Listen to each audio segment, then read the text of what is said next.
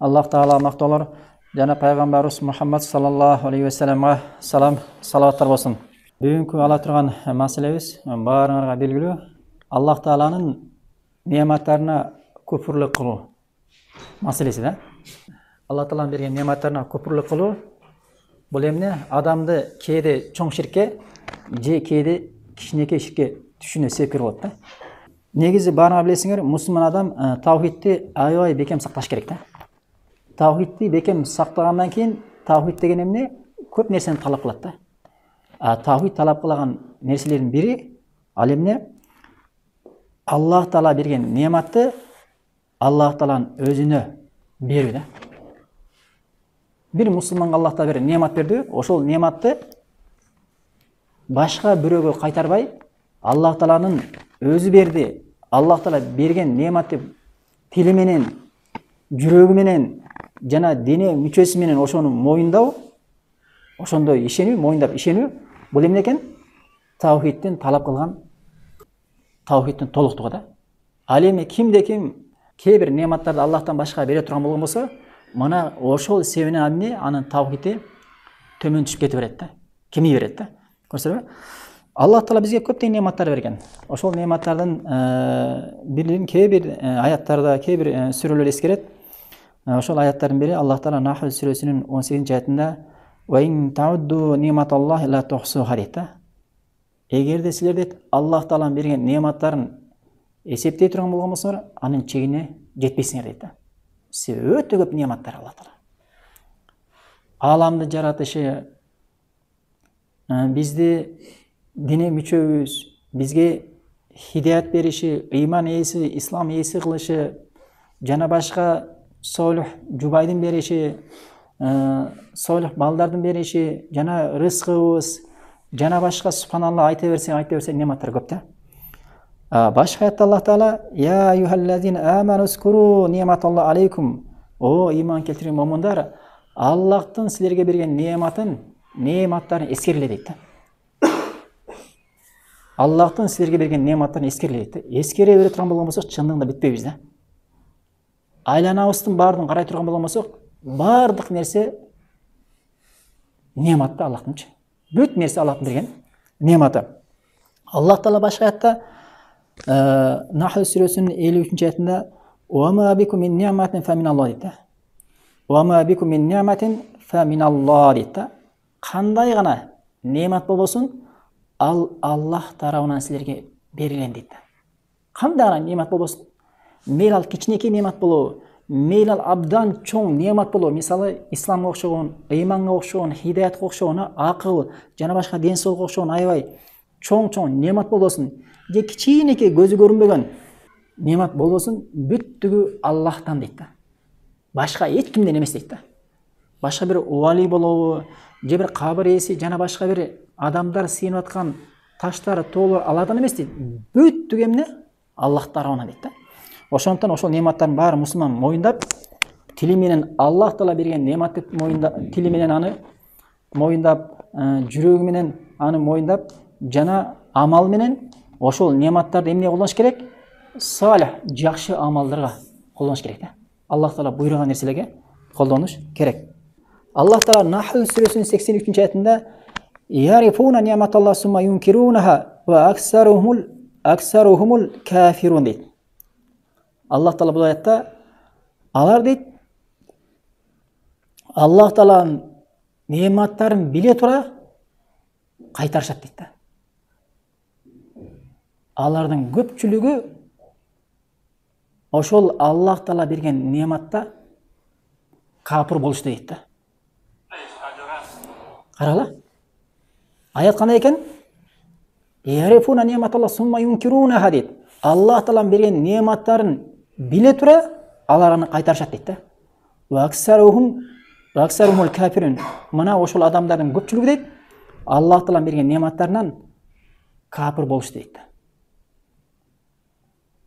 Аллах Тааланын нематтарын кайтарбаш керек экен да. Кимде ким кайтара турган болгон болсо, ошол нематка капыр болгон болот экен да.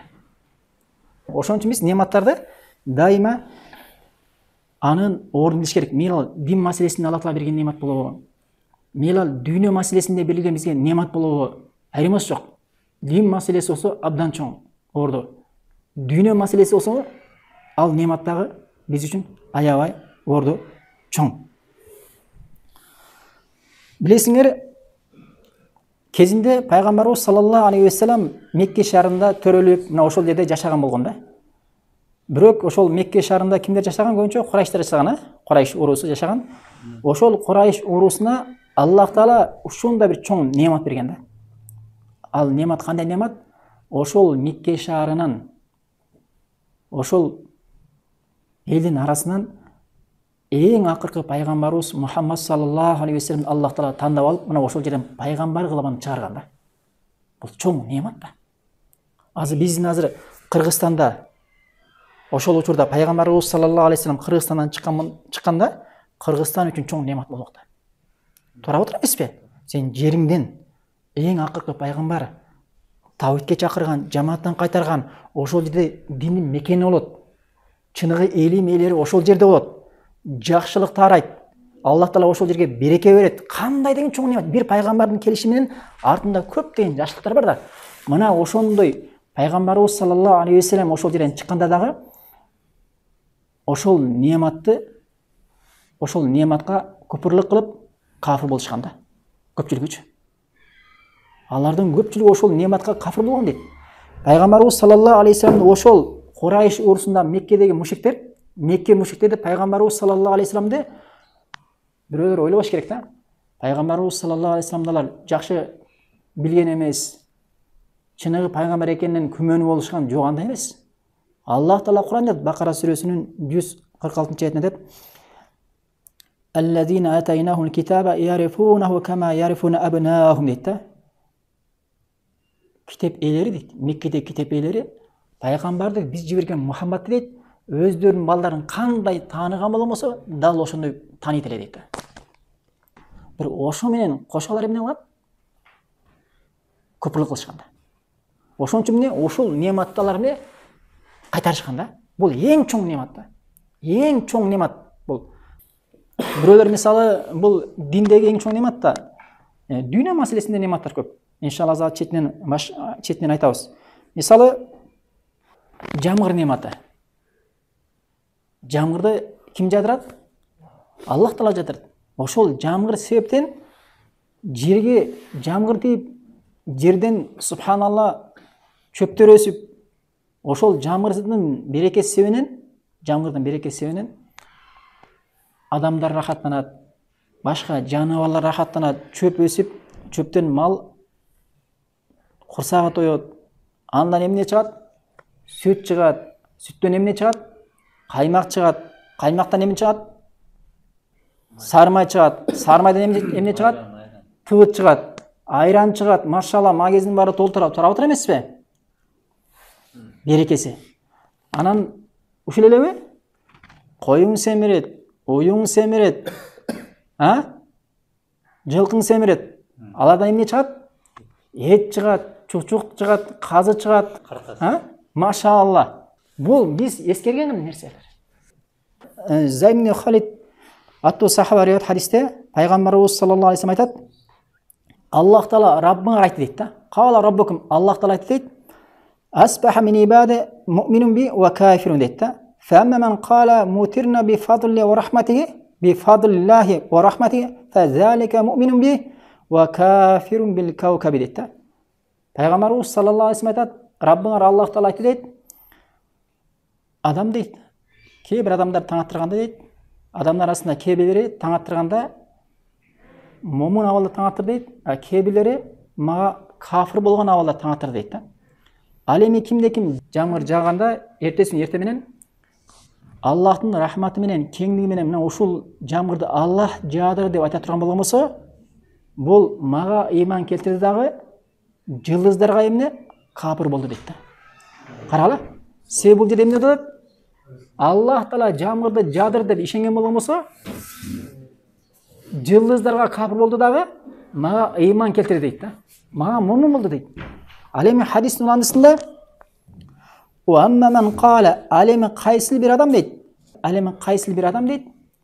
Жамгыр жаагандагы эртеси күнү дейт, эрте менен кечинде баланча жылдыз себептен баланча жылдыз себептен же баланча жылдыз жамгыр жаадыр деп айта турган болгон болсо дейт, анда ал мага капыр болду дагы жылдызга момун болду дейт. Жылдызга ыйман келтирген болду дейт. Хадис Бухариде 846 номерде. Мына караңыздар, ошол жерде жамгырды жаадырганы ким? Аллах жаадыргат. Бирок жамгыр жааган эртеси күнү адамдар ары кандай ишенди экен да. Аллахка чыныгы ыйман келтиргендер ошол жамгыр жаадыруу нематын бул Аллах Тааланын кеңдиги менен, артыкчылыгы менен Аллах Таала өзү жаадыр деп ыйман келтирсе, булар Аллахтын астына согулат. Ишеними туура. Ал эми кайсы бир адам жок, бул жамгырды баланча жылдыз себептен жаады, же болсо баланча жылдыз жаадыр деп ишене турган болгон болсо, анда эмне? Аллах Таала капыр болгон болот дагы, жылдызга эмне? Ыйман келтирген болот.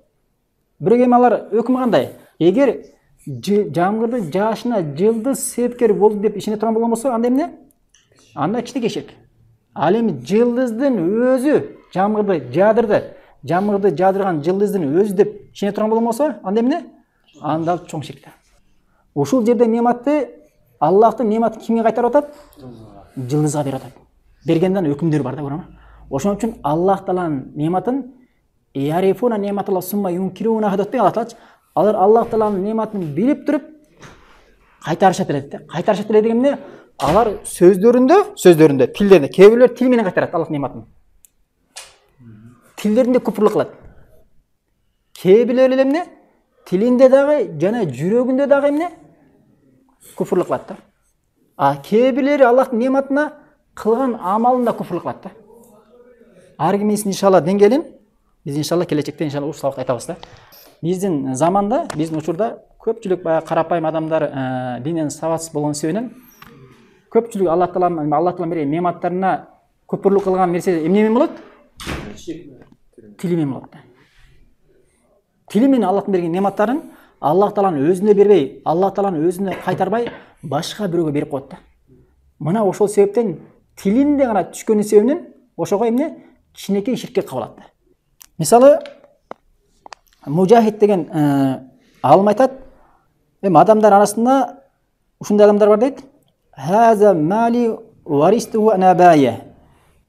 Бир мусулманга, мисалы бир адамга сенде дүйнө бар экен, ушул дүйнөнү каяктан алдың деп суроо берилсе дейт, алар бул малды мен өзүмдүн аталарыман келди, аталарыман мурас болуп келген дүйнө деп айтат дейт да.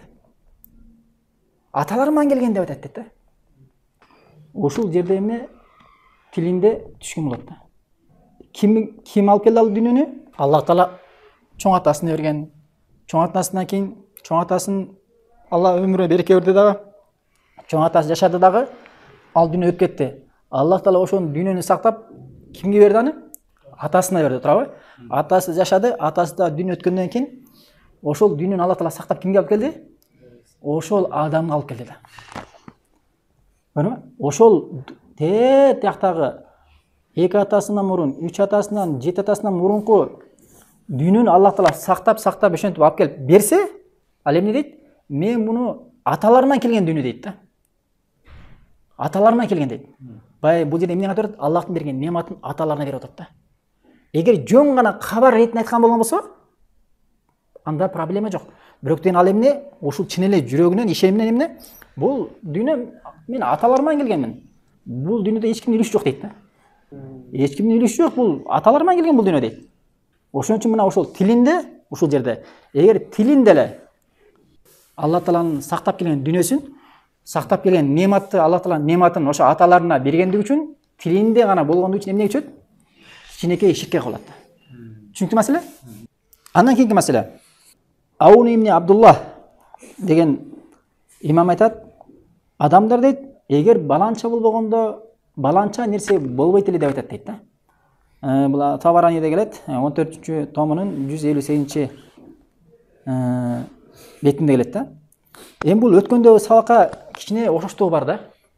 Окшоштугу бар. Силер эми ошол сабакка эле өткөндө биз касам болбоду көбүнчө, касам терин болбоду, ант берүүчү. Бүгүнкү сабак Аллахтын берген нематтарын башка бирөөгө берүү туурасында да. Ошоштук жагы бар. Эми бул жерде эгер баланча адам болбосо, баланча болбойт эле деп айтат дейт да. Эми ушуну түшүндүрөбүз азыр. Мисалы, мурунку учурларда машина деген жок эле, самолет деген нерсе жок эле, кыскача айтканда унаалар жок эле да. Эмнелер бар эле ал учурда? Деңиздерде кемелер болгон да. Кемелер эмне менен болгон? Парус, жанагындай эч кандай мотор жок, шамал менен жүрө турган кемелер, туурабы? Эми сапарда жүргөндө алар деңизге барганда, деңизде билесиңер, шамал болот, чоң толкундар болот. Ошол чоң толкундан кутулушу, анан кийин жанагындай бир жерден экинчи жерге, алыс жерге жетиши чоң маселе да. Бирок ошондой жерге жетип, ошондой чоң толкундардан саламатта калып келгенде, баланча толкундан кантип саламатта калдыңар, же болбосо баланча алыс жерден кантип тез эле келип калдыңар деп суралганда, ошол кемедеги адамдар эмне деп айткан? Мына ошол шамалдын жакшы болгон себебинен анан кийин ушул кемени башкарган адамдын аябай чеберчилигинен мына ушунтип келип калдык деп айтышкан да. Маселени түшүндүңөрбү? Шамал аябай жакшы шамал болуп ошол алып келди.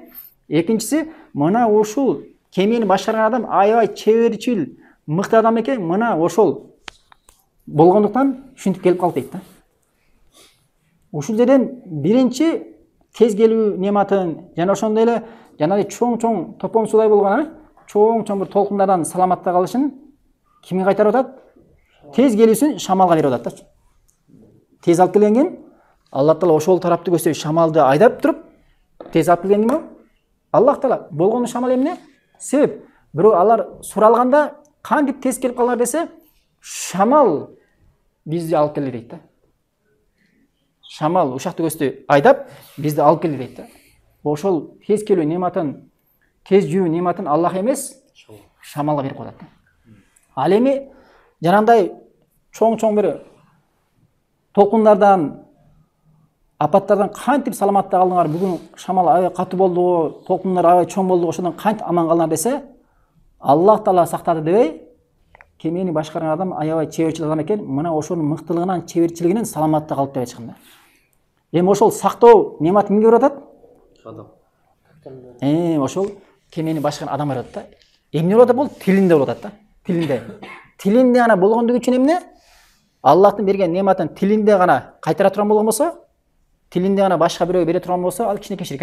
Ал эми жүрөгүнөн ошол кемени башкарган адам бизди сактады, ошол сактай алат экен, бүттүр ушунун колунан келет экен десе, анда эмне? Анда чоң ширк болот да. Бирок тилинде гана ошол нематты Аллахтан башка бергендиги үчүн кичинекей ширкке калат да. Азыркы учурда мисалы, эми булар эр жигит менен саамсак отурат го. Булар эмне? Хирургтар. Бир адам ооруп калды. Мамакеевдеги хирургия бөлүмүнө түшүп калды. Хирургия эмне? Көбүнчө ашказан, нар жак бер жак. Ушунда кырсык болду, авария болду дагы түшүп калды. Өлөт болду. Киргизди эле ошол жердеги мыкты хирургтарга берди. Бергенден алар дагы башында баягы түрүнөн карасаң өлүп калышы мүмкүн деп көрсөтүп алардачы. Анан ушунчалык сыртынан күттүрдү, бирок 5-6 сааттан чыкты дагы хирург. Балаңыз ушундай жаман абалда келди эле, өлөт деп бизде коркуп аттык эле. Бирок аман эсин алып калдык десе. Эмне үчүн ага? Сиз болбогондо менин балам өлүп калмак дейт да. Сиз болбогондо дейт да. Түшүнүктүү маселе? Сиз болбогондо же сиздей бул чеберчил хирург болбогондо менин балам өлүп кетмек экен дейт да. Ушул жерден ошол сактоо нематын, ошондой жаманчылыктан, оор бир абалдан сактап койгон ким болуп атат? Аллах Таала сактап коет. Ал эми жанагы адам эмне? Болгону себеп гана. Ошол жерден кантип айтыш керек?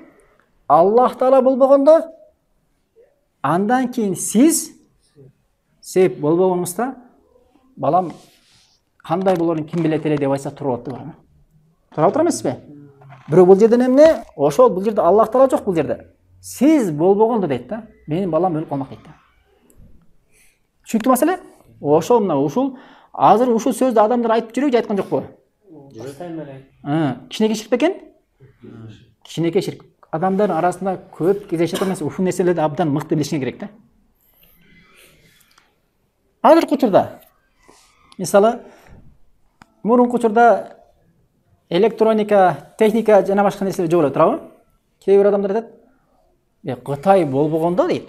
Кытай болбогондо. Биздин могу телевизор деген, телефон деген, холодильник деген бизге ушул нерселер келип атат. Кытай болбогондо биз кор болмок экенбиз деп атат да. Эми ушул жерде негизи ошол техникалардын баарын негизи кимдин калоосу менен болуп атат? Аллахтын калоосу менен. Аллах Таала ошол адамдарды жаратты, жана ошол адамдар жараткандан кийин алар ыйман ээси болбосо дагы эмне? Аллах Тааланын ошолорго акыл берип, ошолордун Аллах Таала жараткан акылдын натыйжасында болуп аткан нерсе деп турабы эмеспи? Раббысы ким мунун? Аллах Таала. Бирок ошол адамдар себеп болуп калат да. Кээ бир нерсе чыгарган, кээде бир кыргыз себеп болуп калат, кээде бир Индонезиядан бир мусулман себеп болуп калат, кээде бир Америкадан бир мусулман эмес адам себепкер болуп калат, кээде бир Кытайлар себеп, кээде Япония себепкер болуп калышы мүмкүн. Тура эмеспи? Бирок баардын Раббысы ким? Алар Раббы Аллах Тааланы моюндабаса дагы, бирок Раббысы Аллах Таала да. Турабы? Акылын жараткан, өзүн жараткан, ошондой пикирди, оюна салган ким? Акылын жеткире жараткан Аллах Таала. Раббысы ким? Аллах. Аллах деп ачып кирет көрмө? Мына Аллах Таала насип кылып, ушундай нерсе чыгып калды. Алхамдулилла. Андан кийин ушул Кытайлар ушул нерсеге себеп болду деп айтса сөз тура да, орунда да. Бирок Кытайлар болбогондо биз караңгылыкта болуп кетмекпиз. Мындай нерсени көрмөк эмес дегенде ушул немат кимге барып атат? Кытайларга барат да. Кичинекей ширкпи, чоң ширкпи? Кичинекей ширкке калат. Кээ бирлер айтат, эгер Россия болбогондо анда Кыргызстанды Кытайлар мурун эле басып алмак дейт да. Эгер Россия болбогондо Кытайлар бизди мурун эле басып алып, бизди кор кылмай өлтүрмөк дейт да. Эми бир мусулман өлкөсүн басып алуу, мамлекет бир Кытайга окшогон мамлекет басып алуу Кытай үчүн жеңил болушу мүмкүн. Бирок тең басып алуу кыпындай гана жалбырактын талдын үстүнөн түшүшү кимдин калоосу менен? Аллахтын калоосу менен. Асмандан жамгырдын, кардын түшүшү Аллахтын калоосу менен болуп атат. Эгер ошондой кыпындай кичинекей нерсе Аллахтын калоосу менен боло турган болгон болсо, ошондой гилтеген Кыргызстанга окшогон 7 миллион эли бар. Арасында мусулманы бар. Аллахтан коргон такыбалары бар. Ушундай элди бир Кытайга окшогон капыр, ыйман деген нерсени билбеген өлкө басып алыш үчүн Аллахтын калоосу менен болобу? Же Аллахтын калоосу эле Кытай басып алабы? Көрөмбү? Аллахтын калоосу менен гана. Эми ушул жерден эмне? Ушул сактоо нематы да турабы? Сактоо нематы. Бир өлкөнү, Кыргызстан өлкөнү сактоо Аллахтын нематы. Ошону не деш керек эле? Мына Аллах Таала сактап атат деп айтыш керек да. Ал эми Россия болбогондо бизди Кытай басып алмак эле эзелтен эле деп айтыш бул туура эмес. Бул эмне сактоо нематы кимге берип коет? Ошол Аллаха ыйман келтирбеген орус элине берип коет да. Эмне бул? Кичинекейшикпи? Азыр таң каласың. Ушундай адамдар бар. Россия кезинде бизди басып алып, көптөгөн мусулман өлкөлөрүн кор кылды. Тура отур эмеспи? Кор кылды. Эмне гана фасыктык, жамандык кылбады. Динибизден бизди көпчүлүк адамдарды айырып койду, Айырып койду. Баягы казактар айткандай, атам горилла, шеншем шимпанзе деген абал чыгып калды. Ошондой абал чыгып калды. Ошол нерсе жөн эле айтылбастан мектептерде окутулду. Тура отур эмеспи? Окутулду. Мына. Эң жакшы кыргыздар эмне болуп калды? Мусулман өлкөсү кыргыздар дининен ажырады. Курандарды бекитип окуп калды. Намаздарга саналуу адамдар келип окуй турган болуп калды мечитте намаздарды. Кыргыздар жалаң тоодо уй бакмай, кой бакмай, же болбосо эмне? Будай экмей, арпа экмей, жана башка дыйканчы же кочман же учман да. Бирок ошол койдун эң жакшы эттүү, майлуу жерлери жана эгиндеги эң жакшы жерлердин баары кайерге кетип атты? Ошол жерде Москва, Россия кетип атты да. Кыргыздар өзү Эмне жеп атты? Өлүк койду жеп атты да. Өлүп калган койду. Өлүп калган уйду жеп атты да. Ошол канча деген миң деген баланча сарайда 100 000 кой бар эле. Баланча сарайда 50 000 кой. Ошол койлордун арасынан дегеле бир күндө 10 кой өлөт да. Же кашык жеп кетет. Же баягы кородо өлүп калат. Ошол кородо өлүп калган койлорду дагы ошол учурда эмне деп койду? Адамдар арасынан бирөө чыгып, кородо өлгөн кой адал деген өкүм чыгарды да. Ошентип дагы бизге эмне? Жалаң кампага барат элек, Биз эми Россияны баягы Союздун учурун баягы көп көрбөсөк да, кичине жаш кезибизде көрүп калдык да. Кампага барса, кампада ушундай складтар бар эле. Складтарга кирсең, чоң холодильниктер да. İçini бар койлор эле да. Айтат эле. Могу койлордун баардыгы эмне? Кородо өлгөн койлор дейт да. Ошол айылдын баардыгы ошол койдон жейт эле да. Кашыр жеп кеткен, же түлкүдөн калган, же кашкырдан калган, же сарайдан калган ушундай койлорду жейт эле да. Алып келип жашынакка терисин сыйрып туруп, тушасын тыгып коет, тоң калат, алып келип жей берет да. Аракты берип койду.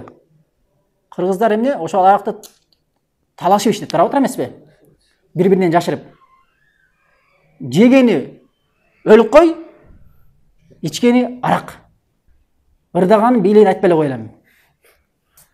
Ыйман маселеси, таухид маселеси, мечитте намаз окуу, Куран жаттоо, зикир кылуу жок ал. Саналуу бир 5-6 аксакал болот эле айылда. Эшектери менен келиптир, намазды коллорунан келишинче окуп кетип калат эле болду. Бир жаш баланын арасынан көрбөйт элек. Ошон үчүн мусулмандардын төмөнгө чапаш керек. Мусулмандарды бирөөлөрдүн астында корголбаш керек, урматтагандар. Мусулмандардын ыйманы, таухиди жогорудат да. Ошон үчүн качан мусулман өзүнүн таухидин жоготсо, ошол ыйманын таухидин жоготсо, ал ошондой ыймансыз, Аллах Таала ыйман келтирбеген адамдардын астында кор болот да. Качан ыйманын сактаса, таухидин үйрөнсө, ибадатына бекем боло турган болсо, Аллах Тааланын иншалла мартабасын бийик көтөрүп коет да. Өткөндө айттык го, менин машинам болбогондо дейт. Lexus болгон болсо, мен машинам болбогондо могу жерден саламатта калбайт элек дейт. Же болсо, эгер баланча адам болбогондо, баягы студенттер көбүнчө. Эгер баланча тааныш болбогондо, мен могу жумушка өтпөй, же болсо баланча окуп өтпөй, кор болмой элем деп айтат да. Эгер Аллах Таала каалабаса, Аллах Таала ушул немат бербесе, жана андан кийин баланча адам себеп болбосо, мен ушул окууга өтө албайт элем. Же ушул жумушка орношо албайт элем. Же ушул кесипти, соодагерликке бара албайт элем деп айтыш керек да. Бирок бирден эле ошол нематты ошол адамга берүү бул туура эмес да. Ошондой сөздөрдүн бири, мисалы, Ибн Кутайб айтат, рахимахулла, кээ бир адамдар мындай деп айтышканда, эгер биздин сыйынып аткан кудайларыбыздын шафагаты болбогондо, тактап айтканда биздин сыйынып аткан аулиелерибиздин шафагаты болбогондо, ушул немат бизге берилмеген эмес деп айтат да. Кимдер булар? Кабырга сыйынгандар, аулиелерге сыйынгандар, валиге сыйынгандар да. Ушул валилерибиз болбогондо, биз ушул ден соолукка, же ушул рызкыга, же ушул балага жетпейт элек дейт да. Бул кимдердин сөзү бул? Ошол мушриктердин сыйынган сөзү да. Ошол сөздү айткан адамдар көбүнчө эмне? Алар ошол валилерге сыйынат да. Себеби ушул вали болбосо, бизге баланча бала, акылдуу бала берилбейт эле, мен балалуу боло албайт элем, же болсо баланча рызкы жетпейт эле, же баланча оорудан айыкпайт элем деген сөздөр көбүнчө ушундай валиге неметкендер ошого сыйынат да. Ал эми бир тилинде гана кетип калган болмосо эмне? Тилинде гана болгон болсо кичине кичирет да. Ал эми жүрөгү менен кеткен болгон болсо, бул албетте чоң ширк болуп эсептелет. Ошон үчүн эми баягы адамдар арасында ар кандай адамдар бар да. Өтө бузуп кеткен адамдар бар да. Ар кандай туран ишенимдер бар. Ошон үчүн Абул Аббас айтат, мисалы, Яхуттарданчы, китепелер, Яхуттардан Мусадан кийин кайсыл адамдар эң жакшы адамдар деп сурасаңар дейт, алар Мусадан кийинки эң жакшы адамдар ал Мусанын асхабтары. Баягы сахабалар дегендей да. Мусанын жанында жолдоштору сахабалар деп айтат дейт. Айтат деп айтышат да. Ал эми китепелерин болгон христиандардан Исадан кийин эле эң жакшы адамдар кимдер эле деп, кимдер деп сурасаң дейт, алар эмне? Алар Исанын жолдоштору, биздин тил менен айтканда Исанын жана ээрчиген сахабалар деп атат дейт да.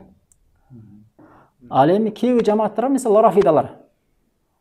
Алардан Мухаммадтан кийин эң жаман кайсыл адамдар деп сурасаң дейт, алар эмне? Алар Мухаммадтын сахабалары деп атат дейт да. Абу Бакир, Омар, Осман жана башка санап берет. Ошон үчүн кээ бир мисалы ыймансыз адамдардан да кээ бир бидатка түшүп калган адамдардын адашуусу өтө жаман да. Биздин учурда адашуулар аябай кеңири тараган да. Өтө кеңири тараган. Мисалы кээ бир адамдар бар, биздин валиибиз дейт, авлияларыбыз дейт, Аллах Тааланын кудурети жок эле өз күчү менен эле адамдын ичинде эмне? Эненин ичинде, эненин жатынында баланы жарата алат дейт да. Азыркы учурда Аллах Таала кээде кээ бир адамдарды өң берип, келбет берип, сүйлөгөндө чечендик берип, жана башка шариат илиминен кичине маалымат бар кылып, Аллах Таала адамдарды эмне кылат? Сынайт да. Түшүнүңөр маселени? Ким чыныгы Куран менен Суннаны издейт, ошо Куран менен Суннатка ээрчит. А бирок ошол адам шариаттан Куранды жаттап алган, хадистер жаттап алган сүйлөсө эле адамды ээрчип кете берет да. Бул фитна да. Кээ бир адамдарга фитна эмне? Дүйнө жанан келсе, кээ бир адамдарга фитна эмне? Дин жанан келиши мүмкүн да. Мисалы, бирөөлөр исламга ушунча жыл намаз окуй жүрөт дагы, намаз эми эле окуганда кимдерге кабылат ал? Бидат элер, такфиристерге кабылат дагы.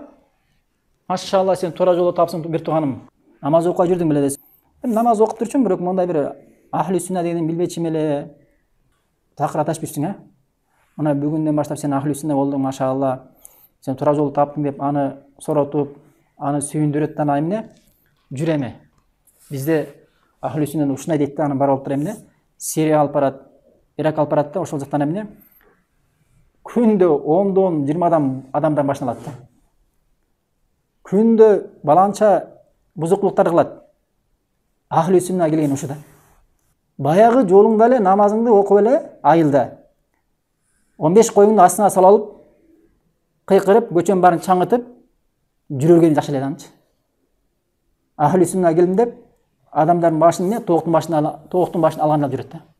Кайсы жол туура, кайсы жол туура эмес билиш керек. Кимди угуп атат, кимди уккан жок билиш керек да. Динине аябай көңүл буруш керек да. Азыркы учурда адамдар ушундай бир деңгээлге барып калды, тавхид маселени таштап койду да. Мурунку учурда пайгамбарыбыз саллаллаху алейхи вассалам сахабалары, пайгамбарыбыз саллаллаху алейхи вассалам пайгамбар болуп келгенде адамдардын бардыгы ыйманга, тавхидке умтулуп, тавхидти үйрөнүп, дүйнө маселесин таштап койушкан да. Пайгамбарыбыздын учурунда дүйнө маселесин таштап койгон да. Эмне үчүн? Ыйман келтирүү үчүн, тавхид үчүн да. Таштап койушкан. Эмесе элдин баары эмне? Ал учурда да дүйнө менен жана башка нерсе менен айланышып жүргөн да, жахилат доорундачы. Бирок ыйман келгенден кийин, пайгамбар келгенден кийин баары эмне? Дүйнөнү таштап туруп, ыйман менен болуп кеткен да. Азыркы учурда тескеринче тавхидти таштап, ыйманын таштап, эмне менен алек? Дүйнө менен элек да. Жада калса дүйнө жетиш үчүн кээ бир адамдар бар, намазын таштаганга даяр да. Ыйманын таштаганга даяр. Шейх Абдуразак бир окуя айтат. Бир адамдын кошунасы болгон, кошунасы эми ишти иштебейт, бирок дүйнө маселеси машалла бардыгы бар экен да. Тиги тыпычылап иштейт, бирок ага жетпейт да. Ал эч жерде иштебей эле дүйнөдөн ашып кеткен экен да. Анан баягы султан бир айткан экен да. Сени карасам кошунам, мен сени жакшы билем, эч жерде иштебейсиң, же дыйканчылык кылбайсың, же соода кылбайсың, бирок дүйнө маселесине келсек сен баарынан ашып кеткенсиң. Эмне кылып атасың? Мага да үйрөт. Мен да ушул нерсеге жете албай жүрөм десе, айткан экен да, бачы, макул болосуң депти да. Десем, албетте дүйнө үчүн макул болом депти да. Бирок ал кандай адам экен? Намаз окуган адам экен да, жанагычы. Кошунасына барган адамчы. Сен макул болбой коюшуң мүмкүн. Бул оор маселе. Десе, жо, мен макул болом. Мен ушундай азыр абалда турам. Негизги адамдардын көпчүлүгү максаты ушул болуп атпайбы? Ушул нерсеге барам мен. Десе, айт, мен даярмын десе, айттыр да. Эгер сен дүйнөгө жеткиң келген болсо, туура мендей болуп, анда сен эң биринчи намазыңды ташта дептир да. Көрдүңөрбү? Эмне? Намазыңды ташта деген да. себеп ал эмне? Сыйкырчылардан, көз ачтардан болгон. Эң биринчи намазын таштай деген. Десе тиги кат ойлонуп турду. Не алам мен? Сөз түрдө намазын ташташ керек деп турду. Намазын таштай турду. Байкуш барып алып ойлонот да. Анан жана адам айткан экен, мен эми жаш кезимден баштап эле намаз окуп жүргөн адаммын. Мен намазсыз күн өткөргөн эмесмин деп турду. Намазсыз күн өткөргөн эмесмин. Эми ушу кичине дүйнө үчүн намазды таштап койсом, мен жашоом кандай болот деп акыр ойлонуп, намазды таштай албаптыр да. Жүрөгү ошого эмне уруксат берип турду. Анан барып айттыр да. Жо, мен бул нерсеге макул болбойм. Намаздан башка нерсени талап кыл, мен макул болом, бирок намаз болбойт десе, башка нерсе ал үчүн кымбат эмес алар үчүн. Аларга эмне керек? Адамды ыймандан, исламдан чыгыш керек да. Ошон үчүн билесиңерби? Алымдар айтат, кээде жиндер, ошон нерсе бар да. Кээде жиндер, мисалы, көз ачтарга өздөрүнө иштеген, кызмат кылган адамдарга бирөөнүн бирдекесинин буюмун же алтынын, күмүшүнүн акчасын урдап барып берет да аларчы. Эми биздин эмне? Биздин таухидибиз кымбат да. Азыр ушундай абал мусулмандар ооруп турган абал да. Ооруп турган. Эмнесинде? Ыйманында, таухидинде, сүннөтүндө ооруп турган абал. Мусулмандар жок эмес, алхамдулилла, аябай көп бар. Аябай көп бар, бирок ооруп турат да. Оорукчан да. Эмнесинде? Ыйманы төмөн. Таухиди кичине кичиктер менен ооруп турат да. Абал өтө төмөн. Эмне үчүн? Се илимге кызыкпайт. Динди үйрөнүүгө кызыкпайт. Дүйнө менен жада калса дүйнө үчүн ошол ыйманындагы, таухидиндагы, сүннөтүн таштаганга даяр адамдар бар да. Жана адамда алхамдулилла Аллах Таала бекемдеп койгон адам таштаган жок да. Бирок азыркы учурда намазын болбогон бир тыйынга таштаганга даяр болгон адамдар бар да. Болбогон бир тыйынга.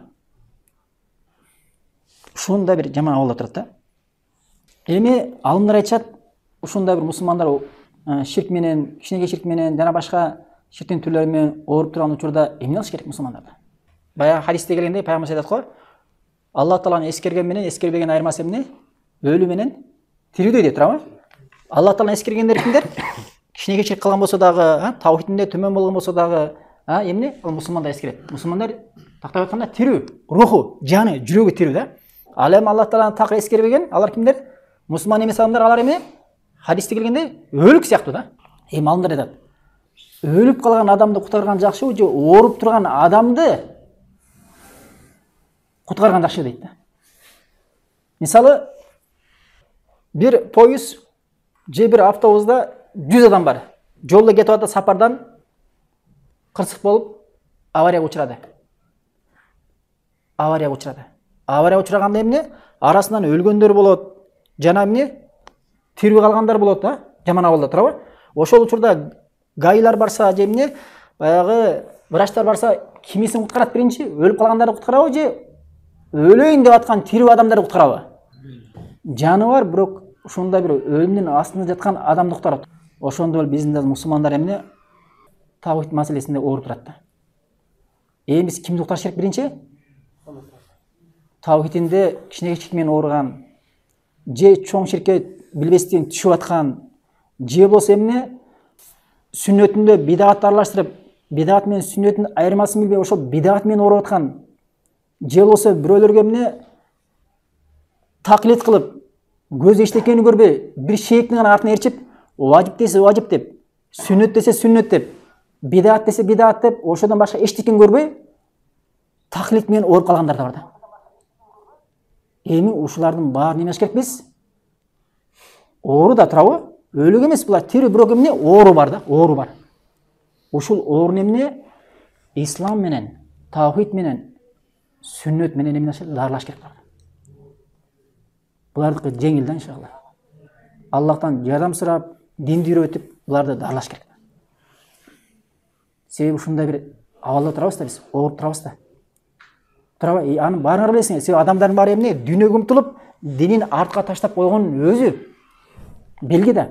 Ошон үчүн адамдар айтат, бул таухид дейт, аябай маңыздуу дейт да. Аябай маңыздуу дейт адам баласы үчүн. Таухид ушундай нерсе дейт, туура терезе бар го, терезе. Терезе же айна, күзгү бар го, ошол сыяктуу дейт да. Ушундай тунук нерсе дейт да.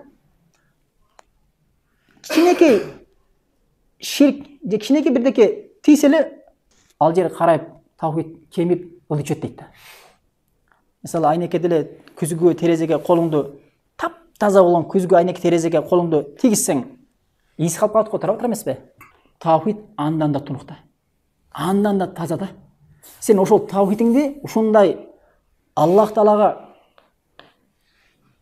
арнала турган нерселерди, Аллахтын нематтарын Аллах арнатқан нерсени башка бирөөгө берип, жана кичине түрлөр аябай көп, жүздөгөн, миңдеген түрү бар да.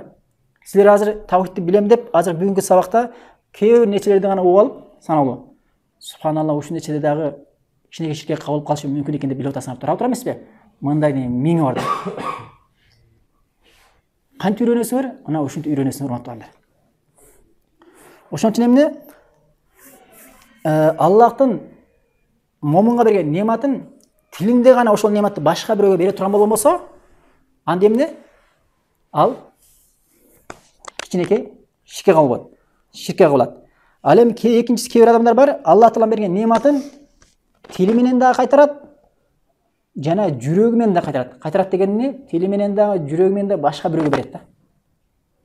Ал макулук болсун, башка бир жаны бар же жаны жок нерсе болсун, башка бирөөгө берет да. Ал эмне кылат анда? Тили менен дагы, жүрөгү менен Аллахтын нематын башка бирөөгө берген учурда эмне кылат? Чоң ширкке кабылат. Кээ бир адамдар бар, тили менен дагы, жүрөгү менен дагы нематты бул Аллахтан деп билет да. Булар кимдер? Булар момундар, мусулмандар да. Аллахтын берген нематын тилибизден дагы, жүрөгүбүздөн дагы эмне? Аллахтын нематы билишибиз керек да. Көрдүңбү? Ошон үчүн айттык го биз. Адам Аллах Тааланын нематын эмнелер менен кайтарат? Тили менен кайтарат. Тили менен башка бирөөгө берген учурда эмнеге чөт? Кичинекей ширкке чөт. Жүрөг менен кайтарган учурда чоң ширкке чөт. Дене мүчөсү менен кайтарган учурда эмнеге чөт? Дене мүчөсү менен Аллахтын нематына куфурлук кылганда, Аллах Тааланын берген нематын адал нерсесин арам нерсеге колдонгондо эмнеге чөт? Анда эмне кабылат? Анда чоң күнөө кабылат. Аллахтын берген нематын дене мүчөсүн куфурлук кылып, арам нерсеге колдонгондо, mesela Аллах Таала сага акча берди, дүйнө берди. Немат эмеспи? Немат. Ушул нерсени сен жаман нерсеге, арам нерсеге, оюндар бар, кумар оюндар бар, ошолорго бере турган болсоң эмне? Анда сен ошол Аллахтын жакшы берген нематын дене мүчө менен куфурлук кылып, арам нерсеге колдонгон үчүн эмне? Арам нерсеге чөзүң да, харам нерсеге чөзүң да. Арам болду.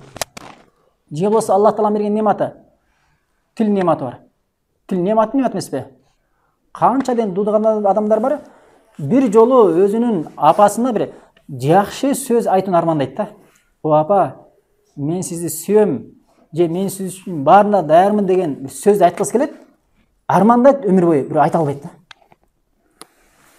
Биз бу менен тил менен бир гана эмне? Андай сөзгө эмес, жалаң жек көрөм, сен бузукусуң, сен мындайсың деген нерсе колдонобуз да. Эми ошо Аллахтын берген нематы тилди жаман нерсеге колдонсо эмне болот экен? Ал ушул харам нерсе чөт да. Көз нематы. Арам нерсеге карасаң, арамга чөсүң. Кулак нематы. Аллахтын нематы. Бирок ушул кулак менен арам нерсени, музыка уксаң, арам шариатка каршы келген сөздөрдү уксаң, бидагаттарды уксаң, жана элдин арасын буза турган, мусулмандардын арасын буза турган саясатташкан бир жаман нерселерди жерлерге отуруп, бир өзүңдүн бир тууганыңа бир жаман тыктуу ойлоп аткан адамдар менен отуруп алып туруп, ошентип, ошолорго кошулуп, кулагыңды төшөп отурсаң эмне? Ал бидагат болобу, ширк болобу, арам нерсе болобу, арамга түшкөн болосуң. Эгер ширк болгон болсо, ошол себебинен ширкке түшүп калсаң, анда ширкке каласың. Колуң Аллахтын нематыбы? Аллахтын нематы. Колуңду арам нерсеге колдонсоң, бирөөдүн муштунда ура турган болгон болсоң эмне? Арамга чөсүң. Бутуң Аллахтын нематыбы? Аллахтын нематы. Ушул бутуң менен жакшы мечитке басып барбай, Аллах разы боло турган, пайгамбарыбыз саллаллаху алейхи сүннөтүнө дал келген иштерди кылбай, кафелерге ара ичилген. Түнкү эмне деп коет баягы? Түнкү клубтарга дагы башка бир арам жерлерге бара турган болгон болсоң, ошол нерсеге колдоно турган болгон болсоң, Аллахтын назарында күнөөкөр болосуң да. Акылың сенин. Акыл Аллахтын нематы эмес пе? Аллахтын нематы, ушу Аллахтын нематы акылды жаман нерсеге колдонуп болбосоң. Мисалы, бир өзүңдүн бир тууган мусулмандын абыройуна шек келе турган жаман нерсени ойлоп таап, мындай кылсак мындай кылабыз, тиндей кылсак тиндей кылабыз деп, ошол акылыңды бир жакшы бирөөгө пайда берүүдө колдонбой, мусулманга зыян берүүдө колдоно турган болбосоң, анда бул дагы эмне? Күнөөдө колдонгону үчүн Аллахтын астында эмне? Күнөөкөр болосуң да. Мына. Көрсө урматтуугандар, шариатта бардыгы бар да.